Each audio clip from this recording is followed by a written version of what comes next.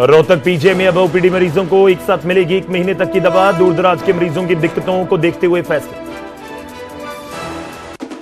कुरुक्षेत्र में पुलिस के हत्थे चढ़ी फर्जी पुलिस वाली युवती के पास से सिपाही और एएसआई की वर्दी बरामद। पिछले 1 साल से पुलिस की वर्दी में घूम रही थी लड़की। गुरुग्राम में सरेआम गुंडागर्दी करने वाले अब तक पुलिस की गिरफ्त से बाहर। पुलिस ने आरोपियों की पहचान का किया दावा। बाइक राइडर्स ग्रुप पर कार सवार युवकों ने किया था हमला। पलवल में पुलिस और बदमाश में मुठभेड़। बदमाश राजू उर्फ राजकुमार मित्रोल के पैर में लगी गोली। राजू पर फिरौती, मर्डर, कत्ल की कोशिश के 30 से ज्यादा केस हैं दर्ज। झज्जर में रिश्वत लेते जेई रंगे हाथों गिरफ्तार। बिल पास करने के बदले ठेकेदार से मांगे थे 48,000 रुपए।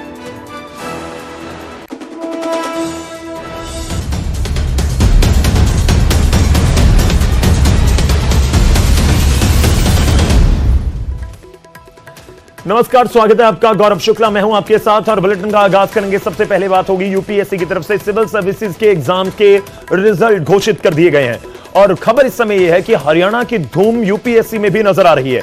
यूपीएससी की परीक्षा में हरियाणा की खूब बल्ले बल्ले होती हुई नजर आ रही है। देश में दूसरे नंबर पर रहने वाली हर्षिता गोयल हरियाणा से ताल्लुक रखती हैं और यूपीएससी में हरियाणा के छात्रों ने कमाल कर दिया। हरियाणा की हर्षिता गोयल ने दूसरा रैंक, पूरे देश में दूसरा रैंक हासिल किया है। पहले पायदान के ऊपर जो उत्तर प्रदेश से है लड़की शक्ति दुबे, उनका नाम है, जबकि दूसरे नंबर के ऊपर हर्षिता गोयल है। और आपको यह भी बता दें कि बहादुरगढ़ के आदित्य विक्रम अग्रवाल को 9वां रैंक मिला है। तो देश में यूपीएससी के जुड़े हुए जो एग्जाम के रिजल्ट हैं वो घोषित कर दिए गए हैं। 1009 जो उत्तीर्ण हुए हैं उनको, उनमें से 1009 का रिजल्ट जारी किया गया। तो जो टॉप रैंकर्स हैं आईएएस, आईएफएस, आईपीएस में जाते हुए आपको नजर आएंगे कि उनकी तरफ से सिविल कौन सी सेवा को चूज करना है। क्या वो आईएएस को चूज करते हैं, आईएफएस को चूज करते हैं या फिर आईपीएस को चूज करते हैं। ये जो बिल्कुल टॉप के छात्र हैं मैं उनका जिक्र कर रहा हूं। आपको बता दूं कि 2024 के रिजल्ट अनाउंस किए गए हैं। जून के आसपास सबसे पहले प्री एग्जाम होता है यूपीएससी का, प्रीलिमिनरी एग्जाम कहा जाता है उसको, और उसमें बड़ी संख्या में विद्यार्थी बाहर हो जाते हैं और उसके बाद दूसरा मेन कहा जाता है और तीसरा इंटरव्यू होती है और इंटरव्यू के बाद ये जो रिजल्ट हैं वो घोषित किए जाते हैं। तो जो तस्वीरें आप देख रहे हैं ये तस्वीरें विक्रम अग्रवाल की, आदित्य विक्रम अग्रवाल की। इनको 9वां रैंक मिला है। परिवार में खुशी का माहौल है, जबरदस्त जश्न का माहौल होगा ही। बेटा आईएएस बन चुका है। आईएएस का 9वां रैंक है यूपीएससी में, तो आईएएस उनके लिए ऑप्शन होगा। तो आईएएस में अब एक बड़े ओहदे पर, पद के ऊपर उनका बेटा नौकरी करता हुआ नजर आएगा। देश के सबसे पावरफुल जो पद हैं उनमें आईएएस के रैंक्स रहते हैं, आईएएस के डेजिग्नेशंस को कहा जाता है। परिवार में किस तरह का खुशी का माहौल है वो तस्वीरें आपको दिखाते हैं।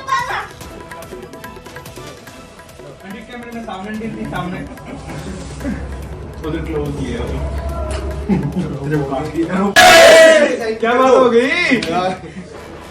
ये कैमरे में सामने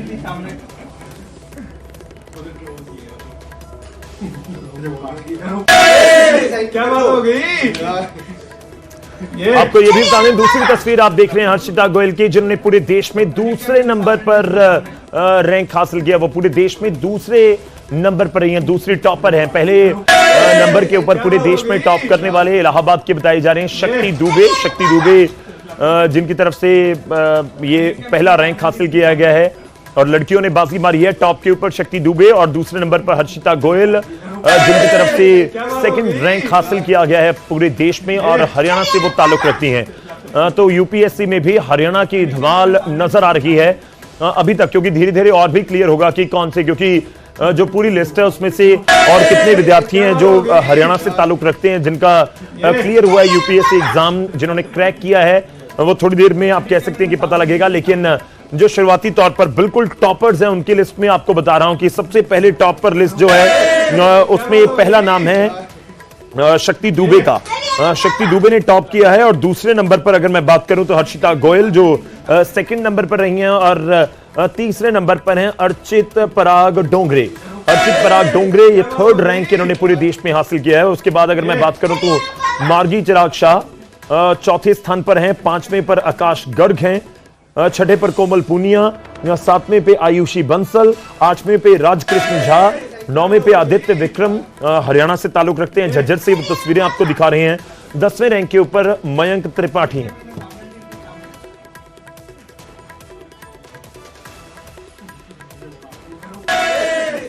चलिए रुक करते हैं, झज्जर से प्रदीप धनखड़ हमारे साथ जुड़ रहे हैं, उनका रुक करेंगे। प्रदीप, क्या कुछ आपके पास जानकारी, जश्न का माहौल होगा झज्जर में परिवार में, क्योंकि बहुत बड़ी उपलब्धि है हासिल की है विक्रम ने?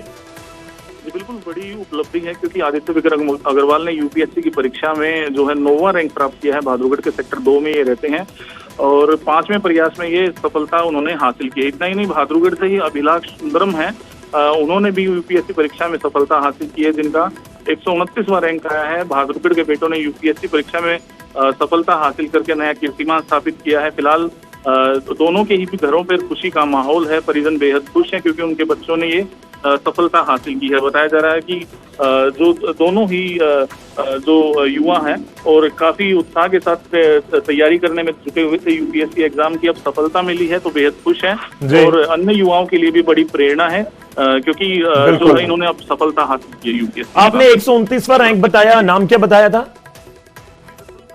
प्रदीप? अभिलाष सुंदरम है, ये बहादुरगढ़ के रहने वाले हैं। बहादुरगढ़ में ही इनके पिता जो है स्कूल चलाते हैं, एस श्याम है, त्रिवेणी स्कूल के नाम से ये स्कूल चलाते हैं और उनका बेटा है अभिलाष सुंदरम। फिलहाल जो है वो दिल्ली में है और अभी घर पर नहीं है, लेकिन बहादुरगढ़ के सेक्टर 2 में रहने वाले आदित्य विक्रम है, जिन्होंने 5वें प्रयास में 9वां रैंक हासिल किया है। ये यूपीएससी परीक्षा को क्रैक करने में सफलता हासिल। आप आदित्य के घर पर हैं प्रदीप? जी बिल्कुल गौरव। क्या विक्रम से बात हो सकती है फोन लाइन पर ही? जी बिल्कुल, हम बात करवाने की कोशिश करते हैं आदित्य से। आदित्य लगातार जो है वो इस परीक्षा की तैयारी में जुटे हुए थे, बात करवाते हैं सीधा आदित्य से। बात कीजिए गौरव। आदित्य, स्वागत है आपका न्यूज 18 के ऊपर। मेरी आवाज आप तक आ रही होगी। सबसे पहले बहुत बहुत मुबारक हो आपको। थैंक यू जी, धन्यवाद, बहुत बहुत धन्यवाद। आदित्य, देखिए बहुत बड़ी उपलब्धि है, इसमें कोई दो राय नहीं है, लेकिन फिर भी लोग जानना चाहते होंगे राज इसका कि आपने किस तरह से तैयारी की है। आप बहुत, मैं आपकी तस्वीरें देख रहा हूं, आप बहुत यंग नजर आ रहे हैं। आपका कौन सा अटेम्प्ट था ये? मेरा वैसे 5th अटेम्प्ट था जी। यंग रहने का तो यही राज है कि रेगुलर लेवल पे अपना हेल्थ पे फोकस किया है जी। हाँ जी। मैं ये जानना चाह रहा था कि किस तरह से आपने फोकस किया, क्योंकि आमतौर पर ये एक धारणा है कि 24 में से 18 घंटे पढ़ना पड़ता है तभी जाके ये क्रैक हो पाता है। हाँ जी, बट ये धारणा मैं कहूँगा कि सही नहीं है जी। मैं रेगुलर लेवल पे 8 घंटे की पढ़ाई करता था लाइब्रेरी जाकर, और साथ ही साथ अपना मेडिटेशन और योगा और जिम भी जाता था, तो इससे कभी संघर्ष टूटा नहीं और हमेशा डिसिप्लिन्ड वे में पढ़ाई की है। विक्रम, एक और चीज जाननी चाहूंगा। आपने जिक्र किया कि आपने ट्राई किया, तो इंटरव्यू पहली बार आप इंटरव्यू में बैठे या इससे पहले भी इंटरव्यू दिया आपने? नहीं, ये मेरा तीसरी बार इंटरव्यू था जी। 5वां अटेम्प्ट और तीसरा इंटरव्यू। पिछली 2 बारियों में असफल रहा मैं जी, इस बार सफल हो गया। तो इस बार के इंटरव्यू में क्या खास रहा, कुछ अगर आप दर्शकों के साथ साझा कर पाएं?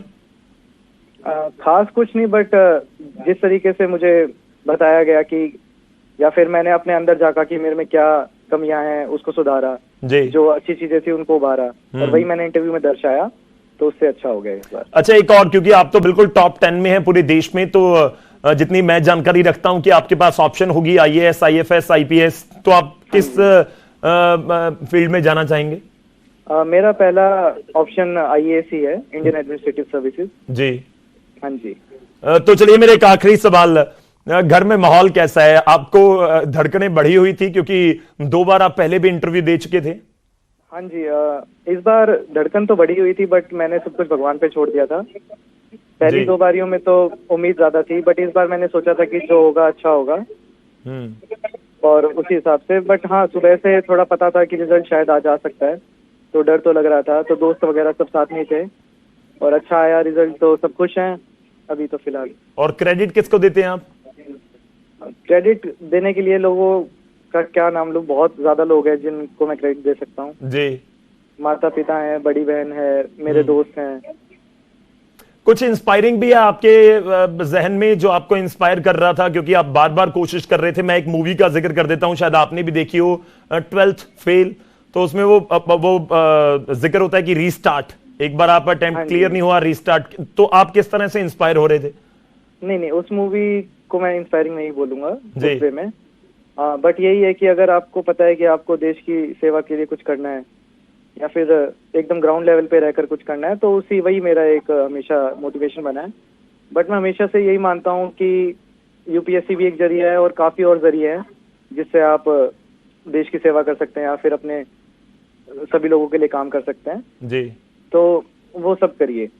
तो अभी क्या, एक तो बहुत बड़ा लक्ष्य आपने अचीव कर लिया, अब आपका लक्ष्य बतौर आईएएस भी कोई लक्ष्य रख रहे हैं आप?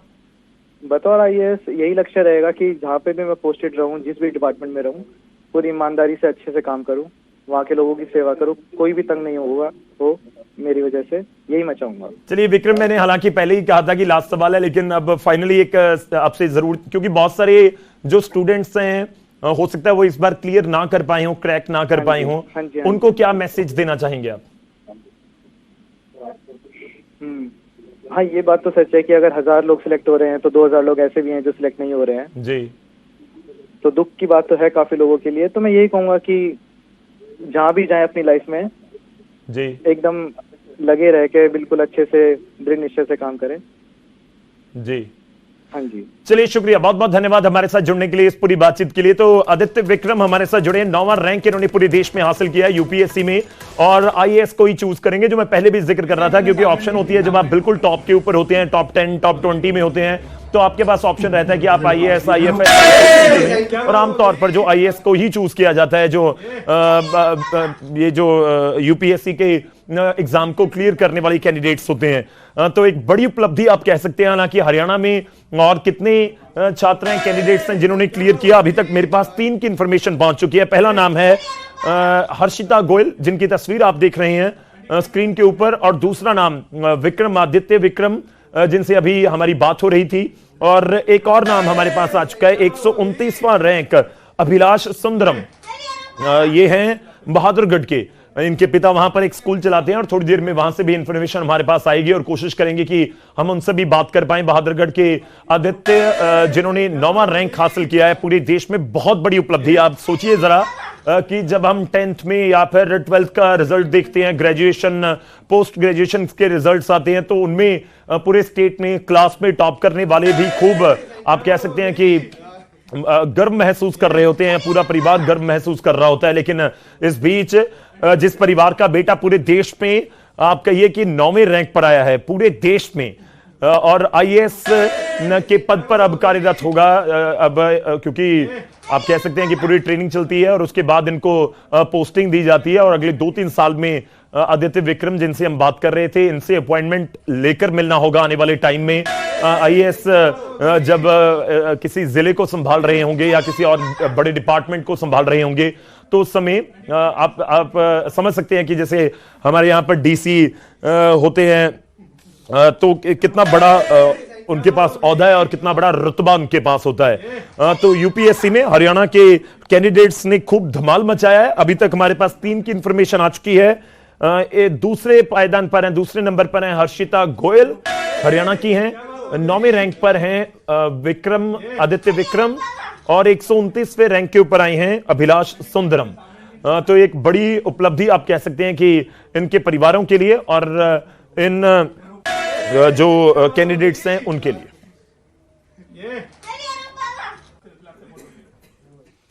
चलिए आगे बढ़ते हैं, और अब खबर हरियाणा कांग्रेस से जुड़ी हुई। दिल्ली में हरियाणा कांग्रेस की बैठक जारी है, महामंथन हो रहा है, वहां पर बैठक जारी है, और इसमें सीधे तौर पर कहीं ना कहीं फोकस नेता प्रतिपक्ष के चुनाव को लेकर ही रहने वाला है, या उसके ऊपर उम्मीद है कि बात हो रही होगी। हरियाणा कांग्रेस के इंचार्ज हैं प्रभारी बीके हरिप्रसाद की तरफ से बैठक बुलाई गई है। हरियाणा कांग्रेस के सभी बड़े नेता वहां पर पहुंचे हुए हैं। पार्टी संगठन को मजबूत करने पर चर्चा, सीएलपी के चयन पर भी मंथन की संभावना जताई जा रही है। इस बैठक का सबसे बड़ा मुद्दा ही कांग्रेस विधायक दल के नेता का चयन माना जा रहा है। हरियाणा विधानसभा चुनाव के करीब 7 महीने बाद भी अभी तक नेता विपक्ष कौन होगा उसके नाम पर ऑफिशियल तौर पर कोई मोहर नहीं लगी है, लेकिन अब तक विधायक अपना नेता नहीं चुन पाए हैं। तो दूसरी तरफ सरकार भारतीय जनता पार्टी की है, और भारतीय जनता पार्टी की तरफ से यह भी कहा गया है कि हम क्योंकि नेता विपक्ष ही नहीं चुन पा रहे हैं, तो हम वैकल्पिक जो व्यवस्था है वो भी करने की कोशिश कर रहे हैं। देखिए, जो नेता विपक्ष होते हैं वो बहुत सारी कमेटियां, बहुत सारी जो डिसीजन होते हैं उनमें नेता विपक्ष का संविधान के मुताबिक होना जरूरी है। तो अभी तक 7 महीने हो चुके, नेता विपक्ष अभी तक नहीं चुन पाई है कांग्रेस। चलिए रुक करते हैं दिल्ली से, हमारे सहयोगी रवि मिश्रा हमारे साथ हैं। रवि, बैठक शुरू हो चुकी है, बताइए कौन कौन पहुंचा हुआ है, क्या कुछ आपके पास अपडेट है, कितना लंबा ये महामंथन चल सकता है? बिल्कुल गौरव, बता दें आपको कि इस बैठक को लेकर कई कयास लगाए जा रहे थे। बैठक की शुरुआत हो गई है और कयास ये लगाए जा रहे थे कि इस बैठक के बाद तमाम चीजों पर कहीं ना कहीं स्थिति स्पष्ट हो पाएगी। सीएलपी लीडर के चुनाव की बात कर रहे हैं आप, प्रदेश अध्यक्ष के जो नाम पे बदलाव है की बात करें आप, या फिर आने वाले समय में संगठन का निर्माण हरियाणा कांग्रेस कब कर पाएगी, तमाम मुद्दों को लेकर ये आज यहाँ महत्वपूर्ण बैठक बुलाई गई है। बैठक की शुरुआत हो गई है, मगर आपको बता दें कि जब सवाल ये उठाए जा रहे हैं कि संगठन का निर्माण हो सकता है, उसके संदर्भ में ये बैठक है, तो ये संगठन के निर्माण वाले सवाल में यहाँ जवाब यही मिलता हुआ नजर आ रहा है कि कुछ बड़े चेहरे जो बैठक में संगठित रूप से दिखने चाहिए थे वो नहीं दिख रहे हैं। मैं बात कर रहा हूँ कुमारी शैलजा की, जो कि इस बैठक से नदारत हैं और अक्सर देखा गया है कि ऐसी महत्वपूर्ण बैठकों में वो कहीं ना कहीं नहीं पहुंचती हैं। वहीं बात करें रणदीप सुरजेवाला की, वो भी इस बैठक में नदारत हैं और उनको भी ये माना जा रहा था कि वो उस बैठक में पहुंचेंगे, मगर ये दो चेहरे हमेशा की तरह इस बैठक से नदारत है और यही कहा जा रहा है कि आपसी मतभेद मनमुटाव को कहीं ना कहीं दरकिनार करना है, मगर ये दो बड़े दिग्गज नेता इस बैठक में नहीं है। ऐसे में किस तरीके से संगठन निर्माण को लेकर, प्रदेश अध्यक्ष की नाम को लेकर और सीएलपी लीडर में जो बदलाव होने वाला है, उन तमाम स्थिति कैसे स्पष्ट हो पाएगी, इन तमाम मुद्दों का जवाब इस बैठक के बाद जरूर मिलेगा। मगर आपको बता दें कि तमाम ऐसे सांसद हैं जिन्होंने हाल में चुनाव में जीत हासिल की, जो उम्मीदवार के रूप में कांग्रेस के लिए चुनाव लड़े, तमाम लोग मौजूद हैं। वहीं बात करें वो तमाम विधायक भी मौजूद है जिन्होंने हाल में विधानसभा चुनाव में जीत हासिल करी, तो तमाम लोग इस बैठक में मौजूद हैं और इस बैठक को अंदाजा लगाया जा रहा है कि तकरीबन 2 घंटे का समय या उससे ज्यादा भी समय लग सकता है। इंतजार बहरहाल हमें करना होगा और इस बैठक के बाद क्या नतीजा निकलकर निष्कर्ष सामने आता है, ये देखने वाली बात होगी। चलिए, महामंथन तो इसीलिए था कि जो गिले शिकवे दूर कर दिए जाएं, लेकिन यहाँ पर महामंथन में अगर बड़े चेहरे नहीं पहुंचे हैं तो किस तरह से ये दूर होंगी? जो भी मतभेद इस समय हरियाणा कांग्रेस के अंदर है वो देखना होगा। लेकिन सवाल तो ये भी है रवि कि क्या अब नेता प्रतिपक्ष का चुनाव हो पाएगा? जो नहीं पहुंचे हैं वो पहले ही उस रेस से बाहर समझ रहे हैं खुद को, या क्या होगा? चलिए, शुक्रिया, बहुत बहुत धन्यवाद, आप नजर बनाए रखिए, आपसे अपडेट आगे भी लेते रहेंगे। जो हमारे पास जानकारी है, कुमारी शैलजा नहीं पहुंची है, रणदीप सुरजेवाला एक बड़ा नाम है, नहीं पहुंचे अभी तक।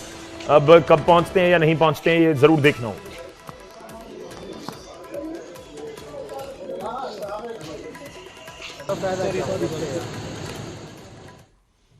तो दिल्ली में कांग्रेस का मंथन जारी है और इस बीच अनिल विज की स्टेटमेंट आई है। वो कांग्रेस के ऊपर निशाना साधते नजर आ रहे हैं। वो कह रहे हैं कांग्रेस में फैसले लेने की क्षमता नहीं है, क्षमता होती तो 7 महीने में तय हो जाता सीएलपी का नाम। क्या कुछ कह रहे हैं अनिल विज, सुनते। कांग्रेस पार्टी में अब निर्णय लेने की क्षमता नहीं रही। अगर इनमें निर्णय लेने की क्षमता होती तो 7 महीने में ये अपना विपक्ष का नेता का तय कर, लेकिन वो कोई फैसला ले ही नहीं पा रहे और इस बार का सेशन भी बिना नेता प्रतिपक्ष चला है। अब एमएलए की नाराजगी भी इसी कारण से हो सकती है, इसी कारण से हो, परंतु सारे हिंदुस्तान में अगर हम देखें कांग्रेस अब फैसले नहीं ले पा रही। अगली खबर का रुख करते हैं, यमुनानगर से खबर है, बिजली के तार में धमाके के बाद खेत में भीषण आग लग गई। कुछ तस्वीरें आई हैं, आपको वो दिखाएंगे। आग में 10 एकड़ गेहूं की फसल जलकर खाक हो गई है। भीषण आग में फार्म हाउस का एक हिस्सा भी जल चुका है। आग की लपटों में देखकर खेत से मजदूर भी भाग गए। आग से किसान को तो लाखों का नुकसान हुआ है। तस्वीरें आपके सामने हैं। यमुनानगर के हमीदा हेड के पास से बिजली की तारों में अचानक स्पार्किंग हुई और उससे निकली चिंगारी की वजह से देखते देखते खेतों में आग लग गई। करीब 10 एकड़ जो गेहूं की फसल है वो जलकर खाक हो चुकी है। आग इतनी भीषण थी कि उसने फार्म हाउस, जो पास ही फार्म हाउस था, उसको भी अपनी लपेट में ले लिया और उसका भी एक हिस्सा जल गया। लोगों ने ट्रैक्टर से आग बुझाने की कोशिश की। जो आग लगने वाला हिस्सा है और दूसरी तरफ जो ठीक जहां पर अभी आग नहीं पहुंची, दोनों को अलग अलग कर दिया जाता है ट्रैक्टर के साथ, ताकि आग और ना फैले। लेकिन ट्रैक्टर लेकर उनको भी वहां से निकलना पड़ा, लाखों का नुकसान। सर ये जो मामला हुआ है, एक ट्रांसफार्मर से ब्लास्ट हुआ है, उसके कारण आग लगी है। जैसे एकदम हल्ला पड़ा, आग भड़की, हम ट्रैक्टर लेके मौके पहुंच गए। हमने ट्रैक्टर से भी बहुत कोशिश की, ट्रैक्टर भी बीच में फंस गया था, मैं भी बीच में लपेट में आया एक बार आग की, काफ़ी जो है नुकसान होने से बच गया। और जो है आग इतनी ज़्यादा बढ़ चुकी थी कि तकरीबन 11-12 किलो के जो है वो जो गेहूँ कटी हुई थी वो सारे जो है उसको फूक गए। आपका ट्रैक्टर आग के बीच में नजर आ रहा था? जी सर, बीच में आ गया लपेट में सर, हवा ज़्यादा थी, आग जो है बेकाबू थी। उस टाइम हम 3 या 4 ही लोग थे वहाँ पे मौके। तो ये फार्म हाउस तक पहुँच गई थी? ये फार्म हाउस को जो है आग ने इतना लपेट लिया था कि इसमें काफ़ी नुकसान भी हुआ है। तो यमुनानगर से हमारे सहयोगी परवेज खान हमारे साथ हैं, उनका रुख करते हैं। परवेज, बताइए ये घटना के बाद की स्थिति इस समय क्या है और क्या प्रशासन के अधिकारी भी वहां पर पहुंचे हैं?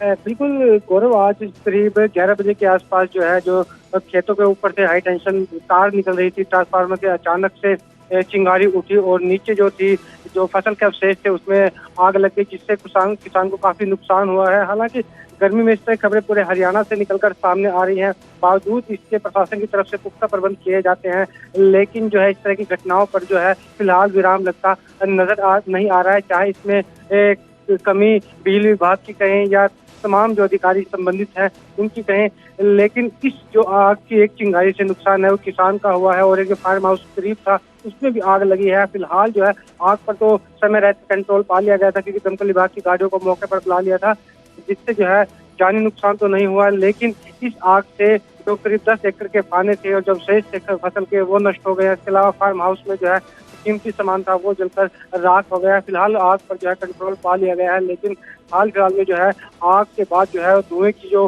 गुबार है वो आसमान को छूते जरूर नजर आ रहे हैं।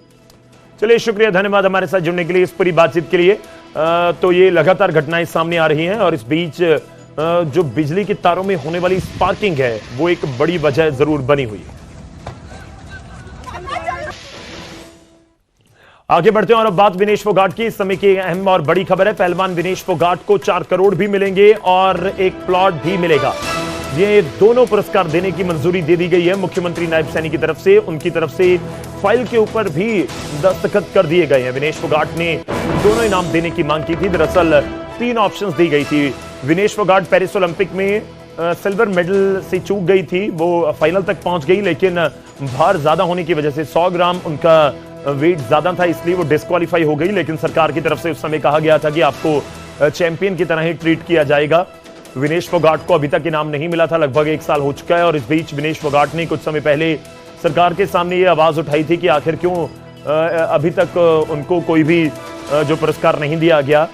तो फिर 3 ऑप्शन दी गई कि आप 4 करोड़ लीजिए, प्लॉट लीजिए या फिर सरकारी नौकरी लीजिए। लेकिन अब प्लॉट और 4 करोड़ रुपए दिए जा रहे हैं। अंकित दुदानी हमारे सहयोगी फोन लाइन पर। अंकित, बताइए क्या कुछ इंफॉर्मेशन आपके पास, प्लॉट भी 4 करोड़ भी?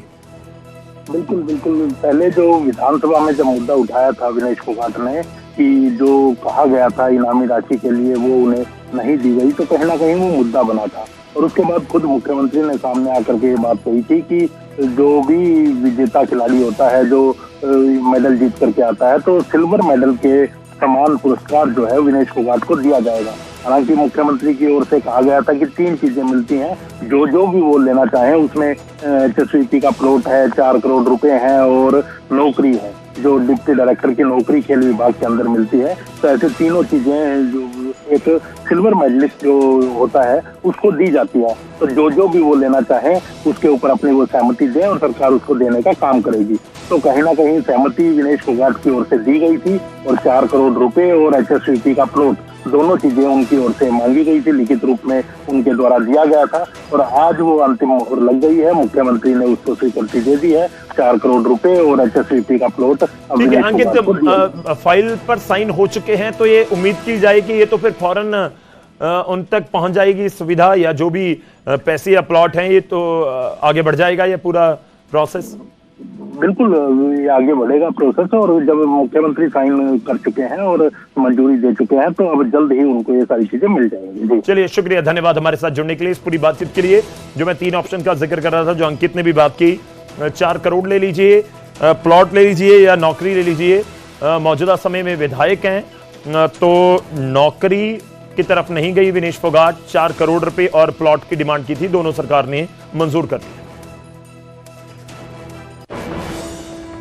अगली खबर है गुरुग्राम से। गुरुग्राम में सरेआम गुंडागर्दी का मामला जो सामने आया था, अब तक उस मामले में आरोपियों की गिरफ्तारी नहीं हुई है। यहाँ बीच सड़क पर दबंगई दिखाई गई थी। पुलिस ने आरोपियों की पहचान का दावा किया, जल्दी गिरफ्तार होंगे आरोपी, ये भी पुलिस कह रही है।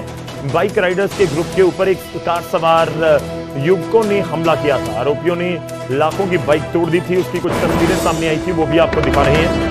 लेकिन जो अभी तक जानकारी है कि कोई भी गिरफ्तारी इस मामले में अभी तक नहीं हो पाई है। सवाल यही है कि आखिर कब तक पुलिस आरोपियों तक पहुंचे।